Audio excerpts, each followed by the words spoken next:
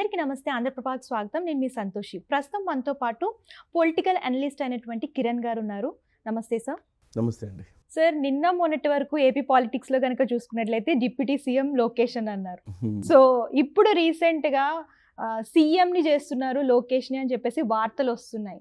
So ఏంటి sir, ఇది నిజంగానే సీఎం చేస్తారా లోకేష్ని? అంటే సీఎంని లోకేష్ని సీఎం చేయడం అనేది అల్టిమేట్ గోల్ వాళ్ళకి. ఏ పార్టీకైనా ఏముంటుంది, వాళ్ళ అధినేత సీఎం కావాలని. చంద్రబాబు నాయుడు గారు సీఎంగా ఉన్నారు. చంద్రబాబు నాయుడు గారు సీఎంగా ఉండగా లోకేష్ గారిని సీఎం చెయ్యాలి అనటం అనేది అవివేకం. కాకపోతే వాళ్ళ ఉద్దేశం ఏంటంటే చంద్రబాబు నాయుడు గారు అస్తమించే సూర్యుడు, ఉదయించే సూర్యుడు లోకేష్ గారిని ఈ టర్మ్ సీఎంగా చేసుకుంటే వచ్చే ఎన్నికలకు వెళ్ళటం చాలా ఈజీ అవుతుంది, లోకేష్ గారికి ఒక సీఎం ఎక్స్పోజర్ వస్తుంది అనేది వాళ్ళ థాట్. కానీ అసలు డిప్యూటీ సీఎంగానే కష్టము, అలాంటిది సీఎం ఎట్లా చేస్తారు? ఇదేమి తెలుగుదేశం పార్టీ గవర్నమెంట్ కాదు, ఇది కూటమి గవర్నమెంట్ ఉన్నప్పుడు అదంత ఈజీ కాదు. కాకపోతే పార్టీలో నుంచి ఆ రకమైన ఫీలర్స్ తీసుకురావటం, ఆ రకంగా ఒక ఒత్తిడి తీసుకురావటం అనేది సహజంగా జరిగే పరిణామం. కాకపోతే ఇది టూ ఎర్లీ కదా సంతోషి. సో 6 నెలలే అయింది ప్రభుత్వం వచ్చి. 6 నెలలకే ఈ రకమైన డిప్యూటీ సీఎం లోకేషు లేకపోతే సీఎం లోకేషు అని ఈ రకమైన చర్చలు రావటం అనేది అసలు కూటమికి మంచి పరిణామం కాదు. అసలు ఎవరు తెచ్చారు ఇదంతా అనేది మనం చూడాలి. ఇది 2 కోణాలు కనబడుతున్నాయి స్పష్టంగా. మొదటి కోణం, ఈ డిప్యూటీ సీఎం అనే చర్చ మీద ఎవరు తీసుకొచ్చారు అంటే మహాసేన రాజేష్ ఈ కోణాన్ని తీసుకొచ్చారు. మొదట ఎవరున్నారు, ఆంధ్రజ్యోతి రాధాకృష్ణ గారు దీని మీద ఒక వ్యాసం రాశారు, లోకేష్ గారి భవిష్యత్ ఏంటి అనే దాని మీద. దాని తర్వాత మహాసేన రాజేష్ గారు ఈ అంశాన్ని తీసుకొచ్చారు. మహాసేన రాజేష్ గారు ఈ అంశాన్ని తీసుకొచ్చిన తర్వాత వరుసగా అందరూ డిప్యూటీ సీఎం కావాలంటారు. సో ఇక్కడి నుంచి మొదలైన అంశం చివరికి అధిష్టానం ఎవరూ మాట్లాడకండి అని చెప్పేంత వరకు కూడా పెద్ద ఎత్తున రాజుకుందని చెప్పాలి. దీంతో పండగ చేసుకుంది వైసీపీ, అయిపోయింది ఇంకంతా అనేసి. కానీ లాస్ట్లో తెలుగుదేశం పార్టీ దీని మీద కలుగు చేసుకుని ఒక ప్రకటన చేయడంతో దాంతో కొంత ఇది ఈ సమస్యకి తాత్కాలిక విరామం అని మాత్రమే చెప్తాం. ఇది టోటల్గా ఈ సమస్యని చెప్పడానికి లే, ఇది తాత్కాలిక విరామం. తీసుకెళ్ళి కోల్డ్ స్టోరేజ్లో పెట్టారు. సో ఎప్పుడు కావాలంటే అప్పుడు తీసుకొస్తారు బయటికి, తాత్కాలిక విరామం మాత్రమే. అయితే ఇక్కడ నేనేమంటానంటే ఇక్కడంతా మరి ఈ మహాసేన్ రాజేష్ గారు చెప్పిన తర్వాత మిగతా వాళ్ళందరూ ఆ రకంగా చేయటం అంటే అందరూ బదనామం అవ్వలేదు, అభాస్పాలు అవ్వలేదా? అందరూ అభాస్పాలయ్యారు. ఒక కోణం ఇది. రెండో కోణం, తెలుగుదేశం పార్టీ కావాలని ఈ చర్చలు లేవనెత్తింది. ఇది రెండో కోణం. తెలుగుదేశం పార్టీ కావాలని ఎందుకు చర్చలు లేవనెత్తుతుంది? అలా అసలు ఎలా అనుకుంటాం మనం? మహాసేన్ రాజేష్ ఏదో మాట్లాడాడు, మిగతా 4-5 మాట్లాడారు, దానికే తెలుగుదేశం పార్టీకి ఏంటి సంబంధం అంటే, పొలిట్ బ్యూరో సభ్యుడు శ్రీనివాసరెడ్డి చంద్రబాబు ముందే చంద్రబాబు గారికి వచ్చి ఆయన పాల్గొన్న సభలోనే ఈయన ఈ వ్యాఖ్య చేయడం జరిగింది. దాన్ని చంద్రబాబు గారు అవుననలేదు, కాదనలేదు, ఖండించలేదు. సహజంగా మనం చిన్నప్పటి నుంచి మనం నానుళ్ళు తెలుసు కదా మనకి, మౌనం అర్ధాంగీకారం, అంతేనా? మౌనం అర్ధాంగీకారం. మీకు నచ్చలేదనుకోండి, నేనేమన్నా ఒక మాట చెప్తే మీకు నచ్చలేదనుకోండి, లేదు సార్ అది కాదు సార్ అని చెప్తారు. మీకు నచ్చిందనుకోండి అవును అని చెప్తారు. నచ్చలేదనుకో దీని గురించి ఆలోచించాల్సిందే డెఫినెట్గా అంటారు. దీని గురించి ఆలోచించాలి సార్, అయి ఉండొచ్చు కాకపోయి ఉండొచ్చు, బట్ మీరు చెప్పిన పాయింట్ కరెక్ట్ అంటారు. ఇప్పుడు వాళ్ళు చెప్పిన పాయింట్ కరెక్ట్ అని కదా చంద్రబాబు గారు అనుకున్నది. సో దాని మీద ఆలోచించదగ్గ అంశం అని అర్థమైంది. దాంతో వరుస పెట్టి వెంటనే ఆ అంశం గురించి అందరూ కూడా మాట్లాడడం మొదలుపెట్టారు. ఓవరాల్గా ఒక రకంగా చెప్పాలంటే కూటమిలో ఇప్పటి వరకు ఉన్న హార్మోని దాన్ని దెబ్బతీశారు అని చెప్పాలి. దెబ్బతీసింది తెలుగుదేశం వాళ్ళే. తప్పది, ఆ రకమైన ఒక హార్మోనిని దెబ్బతీయడం తప్పు. పవన్ కళ్యాణ్ గారి మీద కూడా సీఎం కావాలని ఉందండి.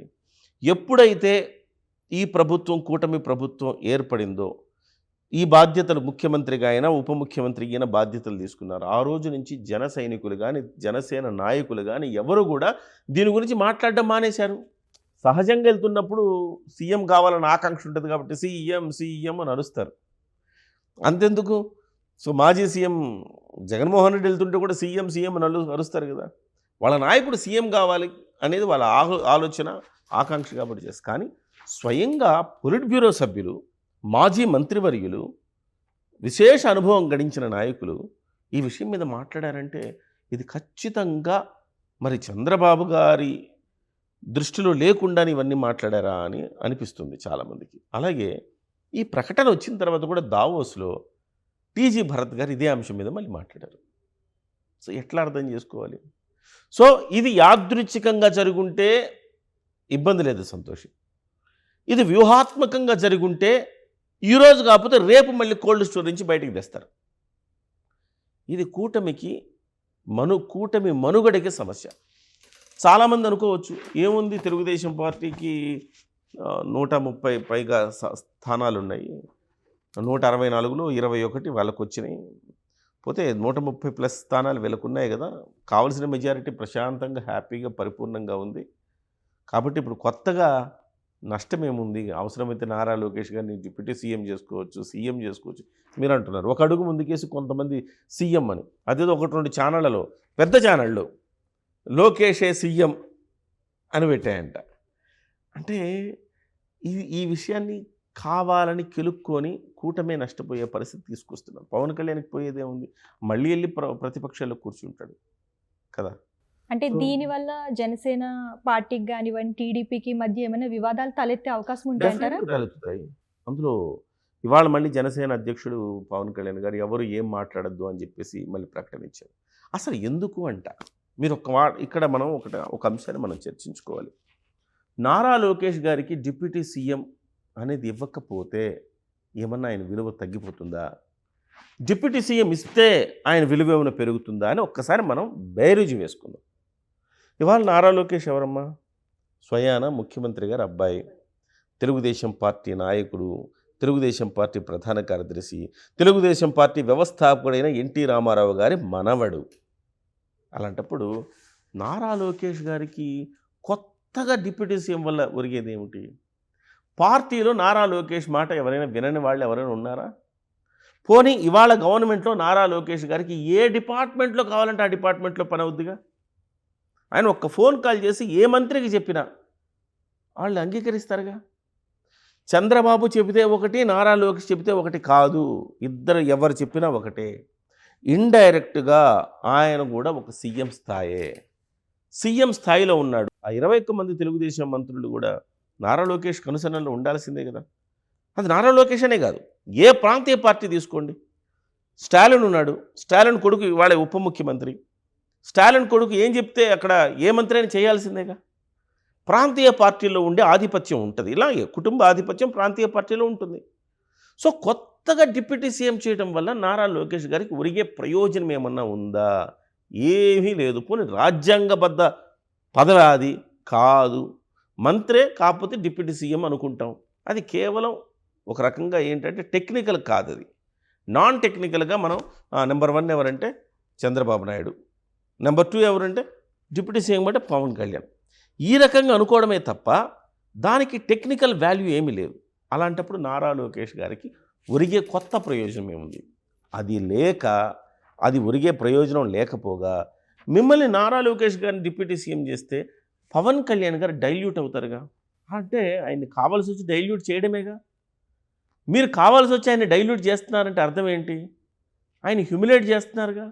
ఆయన ఆధిపత్యాన్ని తగ్గించేసి ఆయనకు ఆయన కళ్ళెం వేయాలి, ముక్కుతాడు వేయాలి అని భావిస్తున్నట్టుగానే కదా. సో ఓవరాల్గా ఇవన్నీ చూసిన తర్వాత ఏంటంటే వాళ్ళు 2-3 రోజులకి ఇంత పెద్ద రచ్చ జరిగింది. దీన్ని ప్రభుత్వం అద్భుతంగా నడుస్తోంది సంతోషి. 6 నెలల్లో 3 లక్షల కోట్ల రూపాయలు కేంద్రం ఇచ్చింది. ఎందుకు ఇచ్చింది కేంద్రం? ఇది ఉమ్మడి ప్రభుత్వం కాబట్టి ఇచ్చింది. పవన్ కళ్యాణ్ అనే ఒక నాయకుడు, నిజాయితీపరుడైన నాయకుడు 3 పక్షాలని కలిపి వాళ్ళు ఈ రిజల్ట్ తీసుకొచ్చాడు కాబట్టి ఒక థ్యాంక్స్ గివింగ్గా, ఒక ధన్యవాదాలు చెబుతూ ఇలాగ సహాయం చేసింది. దీన్ని నిలబెట్టుకోవాలా. 6 నెలల నుంచి వచ్చే 4.5 ఏళ్ళ పాటు ఇదే పరిపాలన చేసి ఇంకొక 10 లక్షల కోట్లు కేంద్రం సహాయం చేసేటట్టుగా మనం చేసుకొని రాష్ట్రంలో విద్య, వైద్యం, ఉపాధి లాంటి ఈ మౌలిక సదుపాయాలు బాగా మెరుగుపరిచి రోడ్లు వేసుకొని గత ప్రభుత్వానికి ఈ ప్రభుత్వానికి ఇది తేడాను మనం చూపించి ఎన్నికల్లోకి వెళ్ళాలి తప్ప లోకేష్ గారిని ఉప ముఖ్యమంత్రి చేస్తేనో లేకపోతే పవన్ కళ్యాణ్ గారిని ఇప్పుడు మళ్ళీ ఉప ముఖ్యమంత్రికి ముఖ్యమంత్రికి మధ్య ఏమైనా ఉందే పొజిషన్ చూడాలి మళ్ళీ. సో ఈ రకంగా ఈ రాజకీయాల వల్ల కూటమి నష్టపోవడం అయితే ఖాయంగా కనబడుతుంది. సరే ఎట్టకేలకు ప్రస్తుతానికి సమస్య పోయింది కాబట్టి బట్ కూటమి నాయకులే దీన్ని సీరియస్గా ఆలోచించాలి. మీ యొక్క రాజకీయ పబ్బం గడుపుకోవటానికి ఈ రకమైన పరిణామాల్ని ప్రజలు హర్షించరు. మీకు ఇంత అద్భుతమైన రిజల్ట్ ఇచ్చినందుకు ప్రజలకు ఏం కావాలో చెయ్యాలి తప్ప ఇలాంటి చిల్లర రాజకీయాలు కూటమి నాయకులు మానుకుంటే మంచిది. సార్ దీనిపైన ప్రెసెంట్ బీజేపీ కూడా ఏమీ స్పందించట్లేదు. సో బీజేపీ ఏమైనా సపోర్ట్ చేస్తుందంటారా సార్ టీడీపీకి? బీజేపీ స్పందించలేదంటే బీజేపీలో ఒకళ్ళిద్దరు మాట్లాడారు, ఇది సరైనది కాదని చెప్పి మాట్లాడారు.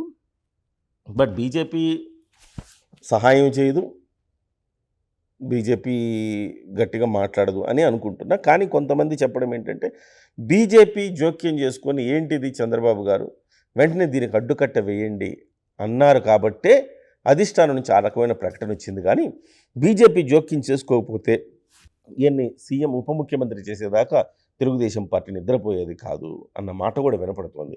ఎంత ఒక దశ వరకే చెప్పగలుగుతుంది బీజేపీ, అంతకుమించి చెప్పలేదు. ఎందుకంటే బీజేపీకి తెలుగుదేశం అవసరం ఉంది కేంద్రంలో. అటువంటి బీజేపీ ఎట్లా డిక్టేట్ చేయగలుగుతుంది?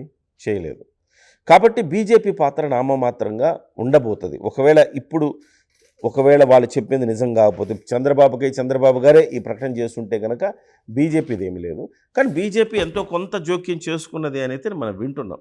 ఆ జోక్యం ఎంతవరకు ఒకసారి చెప్తారు, రెండుసార్లు చెప్తారు, కానీ దీర్ఘకాలంలో చెప్పే అవకాశం ఉండదు కదా. ఎందుకంటే అంతకంటే గట్టిగా మాట్లాడితే బీజేపీకి కూడా ఇబ్బందే. వీళ్ళకున్న లోక్సభ సభ్యుల అవసరం బీజేపీకి ఉంది.